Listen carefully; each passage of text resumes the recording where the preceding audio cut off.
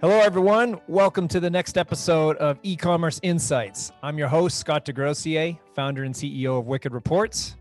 I have with me today, Greg Head. Greg is the marketing mastermind behind Infusionsoft's hyperfast growth back in the 2010s. Before that, he was a very important part of the fast scaling success of Egghead Software. Yes, he was Greg Head from Egghead. They were the first software retailer way back when. Greg now runs Gregslist of software companies, a fantastic resource of SaaS startups in select cities, invests and advises in software companies, and runs marketing strategy consulting at scalingpoint.com. I know they're valuable because I took part in one, and it also was a blast, and it was a great growth moment for our company. So it's a great honor to welcome Greg to the E-commerce Insights show.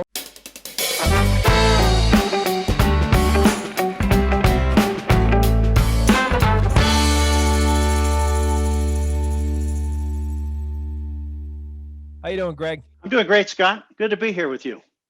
Thanks. Glad we could find time to have you on the show. Yeah. I know you're a busy man, all those things.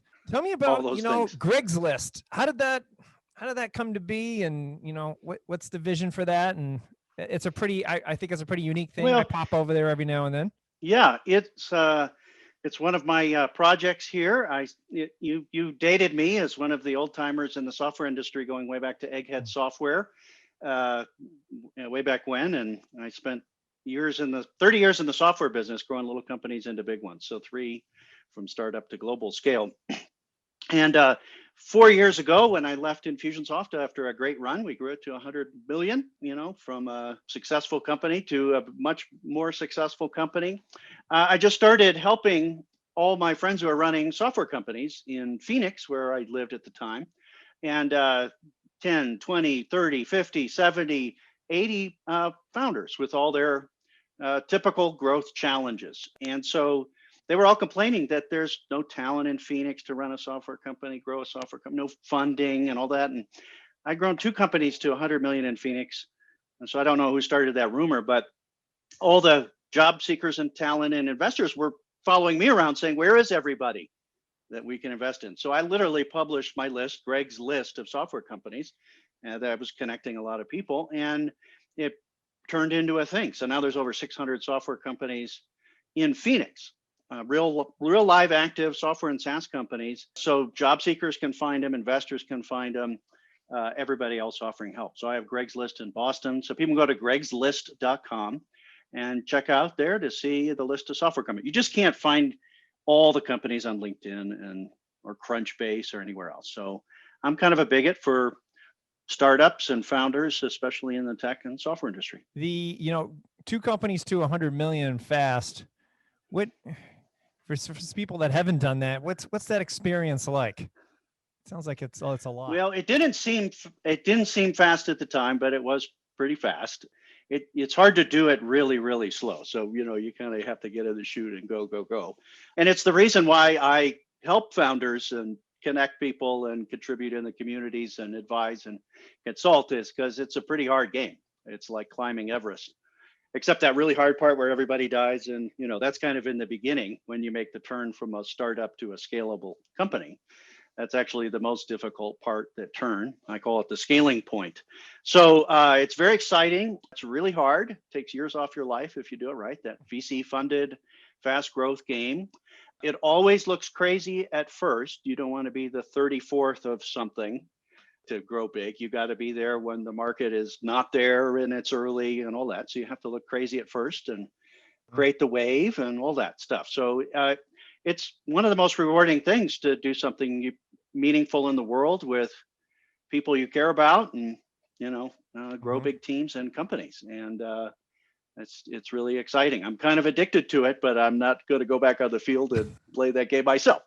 I remember I tried to entice you back in. I know. Yeah, that's how it works. Yeah. So I help a ton of founders, very busy, but not in that same way. So I know how hard it is to grow a company, and it's way harder than all the people starting out. The startups are cool and it's really easy. It's way harder than that, but it's doable. I'm not the genius of geniuses, and I've done it 3 times, and it's just a different game than most people realize they're playing.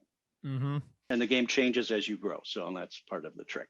I think from what I've seen in the masterminds I'm in and just my accumulated experience, that one of the toughest things is marketing. What's the biggest challenges for marketers out there, and why? Because I find it challenging. Well, when you talk about marketing, I'm going to dig in a little bit here. Like in general, making the thing your software, that's hard. In your case, that's hard, but it's not, it's figure outable. You can Build it. code it. Right. And so the thing that's actually hard and not as easy, it's not a straight line kind of thing, is the growth game. And for startups, so marketing is part of that growth game. And so marketing at bigger companies is what we see in marketing departments, right? All the Mm-hmm. advertising and hand waving and so forth. But marketing in startups is you selling, right? You figuring out what you are, the strategy side of it, figuring out who the customer is, what the benefit, all that early mechanics is marketing.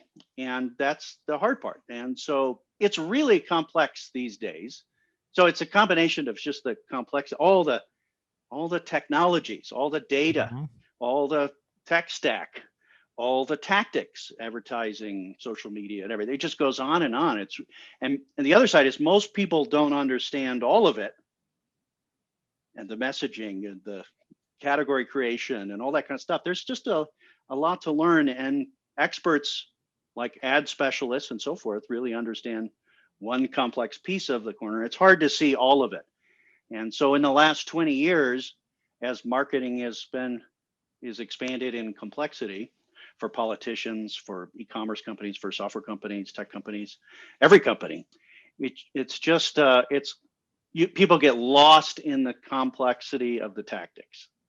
Mm-hmm. That's the challenge, and the strategic side tends to get neglected.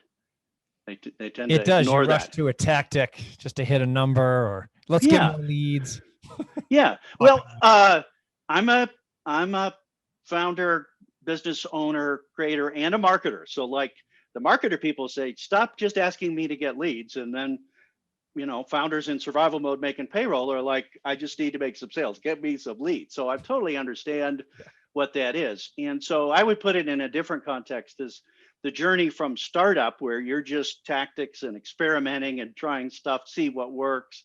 When you get on the field, that's how you get on the field. That's how you see what works. That's how you start selling. That's how you go. And that hyperactivity and trying a bunch of stuff, experimenting a lot. You actually have to, run around really fast trying a bunch of stuff. But as you scale, you actually have to narrow down. Not all the things you could say about it. The world wants a simpler message. Not all the tactics you could do. Not all the types of partnerships. Not every ad platform. And your Wicked Reports attribution and optimization tool allows you to say, we can start with a bunch of experiments, but we're going to find out what really works. Right. And so that's the game in between, say, 1 and 10 million, in between 1 and 10 million, in between startup and scale. It's actually a narrowing in of the things that work, the messages, the tactics, the teams, all that kind of stuff. You're just not going to build everything you could build and do it every way you could. So it looks like everything's a possibility when you start, and then you get in the firefight, and figuring out what to focus on is actually the biggest challenge. And once you focus on that, then your tactics can work better. I find that happened in product and integrations too. I mean, you start everything. Yeah. It's brutal.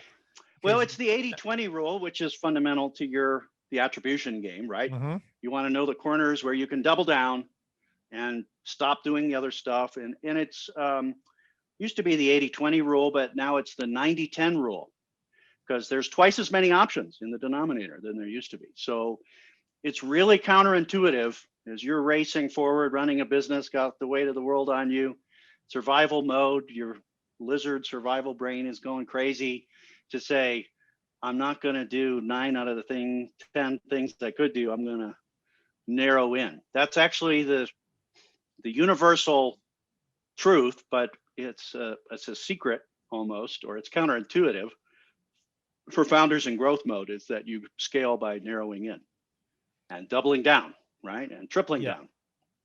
Yeah, that was how it was when I used to trade stocks too. It was everything. Yeah. It was the few winners made up for all the Yes. losers and then some. Yeah. Well, and it's counterintuitive because when you're selling a service business or e-commerce, you've got lots of things you could sell, right? You think I double sales by doubling the emails and doubling the things we could sell. It's kind of like the restaurant. Like they don't double sales by doubling their menu.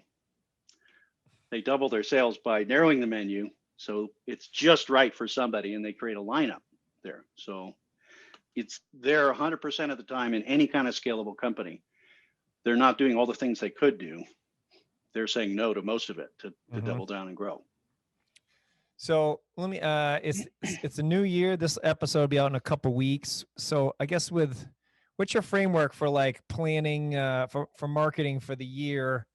What's like a general game plan on that? How do you? Well, for marketers, so if there's marketing people at a company that has a team, right? They've got, and we're not talking on this podcast or your customers or my world. We're not talking about big CMOs and 50 million, $100 million businesses and all that. No, like 1 to 50 million. So you got maybe probably 2 people in marketing, and then you got a media buyer, maybe contract for graphics and landing pages. Right. So there's a couple things going on for those marketing people, and it's complex enough. So marketing people, unlike salespeople, there's a lead that comes in and they sell them, and that's a hard game and so forth. But marketing, it's like, how come we're not doubling our leads? And how, there's 17 more social media platforms, and, Facebook just changed their ad model again, right? And in the 72 areas you play, the world is changing. So marketers have to deal with that complexity. So the first thing is, marketing is work these days, creating content, pushing campaigns, testing something, right? It isn't just putting a big media campaign out there and letting it come down like it used to be. So marketers have to work really hard in the tactical execution mode, right? Mm-hmm. It isn't all strategy and so forth. It is get in the butts and seats and grind and so forth. So there's a certain amount of work. If you don't show up on social media, if you have your ads, if you're not pushing, if you're not working your funnel, if you're not optimizing your technologies, all that, that whole stack of stuff, if you're not continually pushing all of that forward and improving it and staying active with it, then, today modern digital activity slows down. So yes, you have to get some freaking leads. You have to make some freaking sales, right? No, that's the deal. Like that's job one. And, in the early stage companies, like the founders were the marketers, and they were not confused by this. They weren't saying branding and things like that. They were saying, how do I make a sale? In e-commerce, marketing is selling, right? You're actually getting to the sale kind of thing. So I would say, yes, you have to be very deliberate about the things you're going to do every day to keep pushing things forward and keep improving things. So that's one thing. On the other side, though, marketers gain leverage in their execution when they occasionally step back and work with the rest of their team and the founders and say, I know you want to say that we do these 20 things, but 10 of those messages don't even work. And let's narrow our focus on our messaging, on who we're targeting, on the tactics that we're using, and narrowing down is actually where leverage comes from for marketers and sales funnels. It just for salespeople too, right? For salespeople, they're narrowing down is the first thing is like, if you're not qualified, you're out of here. Boom, boom, boom, boom, boom, boom, right? Just to get to the one. So marketers have to work with the business leaders, the owners, to narrow down. You can't market many things to many people. You actually have to have a very sharp, focused message. And marketing that works. So if you look out there and you say, there's marketing, that's working. There's a line. They're growing fast. They're raising funding. They're getting elected. There's a line in front of that restaurant. Everybody's buying their music, right? Just generally marketing that works. You look at it, it's not many things to many people that they're lining up for. They're lining up for specialist things. So buyers want a very special point, narrow thing that hits them hard. Boom, right? That's when we say, oh man, it's just for me. That was just my message just for me. And marketers have this big menu of options over here. So it's working with business leaders. Marketers can't usually narrow the menu. They're out there flogging the menu. They have to work with the business owner to say, gee, what if we just did chicken sandwiches instead of everything we could make? That's Yeah. Chick-fil-A's secret, right? So What was you had a good analogy about when it was Trump versus Clinton, where yeah. that was Well, always, those used to work, but no, they're a little more sensitive out there, Scott. especially today. Yeah. Well, marketing is not just an e-commerce problem or a tech problem. It's everything. It's our personal, how we get hired.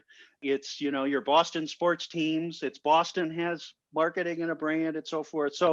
So I've used the analogy in politics and of that sharpness and simplicity. And Donald Trump was elected in 2016, not because he was for everybody he could be for. He was for a very narrow group that was very intense. They lined up, right? But he also had a very simple messages that people can still repeat, whether they voted for Donald Trump or not. And if we can all remember, what was Donald Trump going to do for America? He was going to make America great. And, the eye rolls on one side and the fist pumps on the other. And then what was Hillary going to do for America? Which every marketer knows is the benefit line that gets people to say, I want that. And people can't repeat it, especially even her fans. So, there's differences in the products there, but Donald Trump has a supernatural, and could be used for good or evil, a supernatural communications instinct to keep things simple and strong and sharp and say no to a lot of things. So that's a really counterintuitive, especially to entrepreneurs that have not played the marketing game. Yeah. So when you're running around doing all this marketing, you need dashboards and numbers. Yeah. I know at Infusionsoft, you had your own private spreadsheet. Yeah. You told me about. Well, I mean, I have one of those too, even though I run an attribution company. I find it gives me a lot of peace of mind to have. And when you punch in a number, it just makes you think about the number. Like if the call number if the demos are lower for a day, I'm like, why is that? And if they punch them in low in 2 days, then I'm immediately on the case. I like that. Yeah, I still have it in my own business. And so, I grew up in making software products in the 90s. I was part of the little software company that made Act software, acquired by Symantec in 93, that was used by all salespeople in the 90s, the Windows software. So back then there was no internet and clicks and measurements and all that. There was very little digital data, but there was plenty of data. And so in the complexity of all the channels and all the stages and all the steps in the funnel and all the tactics and all the clicks and everything, to go from here's a customer and all the things that bring them in, let's call that marketing or marketing and sales, depending on if you have a handoff in your process. You actually have to know what the general math is there. And there's a lot of dashboards, there's a lot of tech, it's a lot of complexity. So your software, Wicked Reports, goes through all of the complexities and says, here's the answer, right? And you can navigate through that. So my dashboard was, at Infusionsoft, was an evolved form of, I would literally type in how many people on the website today, how many people on this page, how many people on the demo page, how many people filled in the form, how many form entries were valid, how many were qualified, how many actually, and just because the dashboard software was not great enough to do that. I guess there's magic dashboards that have all the APIs that can do that for you, but there's something about, as the marketing leader of even a big company, typing it in yourself and saying, when somebody says we ought to do this, and I can run down the hall and say, no, that doesn't work, and something is up. Your demo form is not working last night, or something like that. So yeah, it's a proxy for what's going on, but you actually have to know what's happening in the funnel. And I'm surprised how many marketers and founders, right? They have equal responsibility in the marketing game. How many marketers and founders don't understand their high-level funnel metrics. What are those? So what numbers do you consider most important? Well, it's different in every business and different with the stages, B2B, B2C, right? In e-commerce, right? You have a certain amount of impressions of your ads over here and a certain amount of sales over here, and in between orders, right? Mm-hmm. In between, you can capture emails, they can click on things, they can view your content, they can pop into your website and all of that. So there's a mess there. But some simple form of it is how many people are seeing your impressions. And if your website is the primary place they order, how many people are generally on the website. But you can't look at website as a whole, because there's goofy people that come to your website and people that read your blogs that are not trying to buy anything. That's the content marketing game. So you actually have to look at the product oriented pages, the pricing page, the demo page, your features pages, or whatever that is, not just the, there's some looky-loos there, but at least they're looking, right?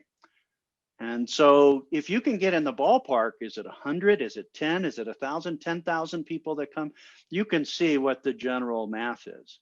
And the biggest thing to think about, Scott, and this is also, the math on this, but the best place to optimize is at the bottom of the funnel and work your way up. Yeah. Right. You don't need to double your ad spend up here if you're not converting from a demo to a sale down here very well. You have to get those really in shape before you can invest in the higher level marketing. Well, and then also customer lifetime value mapped back to lead gen is important because all the lead numbers in the world, there's so many pockets of Facebook lead gen that are crappy leads. Right. Probably nice people, but crappy leads. Right. Yeah. Yeah. And, in the software industry, which was very transactional in the old days, and in the last 10 years, it's long LTV and recurring revenue and so forth. Yeah. You actually have to know your recurring revenue, your lifetime value, to know that you're buying the customers that will stay. If you don't buy customers that stay long in the software, recurring revenue businesses, you're just buying the wrong revenue, right? It's just bad revenue and your financials go crazy. So yeah, software businesses know as they grow, they actually have to have people who love their software and stay a long time and have to scare away the rest. There's another 90-10 coming in, right? Kind of thing. So to be able to track which, not just did they click through, did we capture an email, did they buy, but did they stay, did they buy other things, their lifetime value. And that's the magic trick of long-term serious growth and high valuations. If you want to sell something, is you get recurring revenue, LTV, and so forth. So at Infusionsoft, it is very typical in software companies. You start by getting anybody who will buy.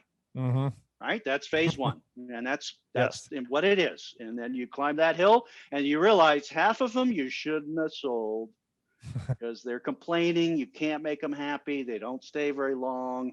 You spent $300 buying them and they just paid you $100 or something like that. And then you start to say, oh, I think we shouldn't sell those people anymore. Maybe you fix your product or whatever. But there's a phase where you start to say, instead of yes to everybody, you start to say no, and the business grows faster. So yeah, LTV is a really critical measure. Yeah, especially for the kind of software company or the e-commerce company, single transactions. They are multiple transactions, rebuying, repurchasing, like Mark's Lobster Company. Yep.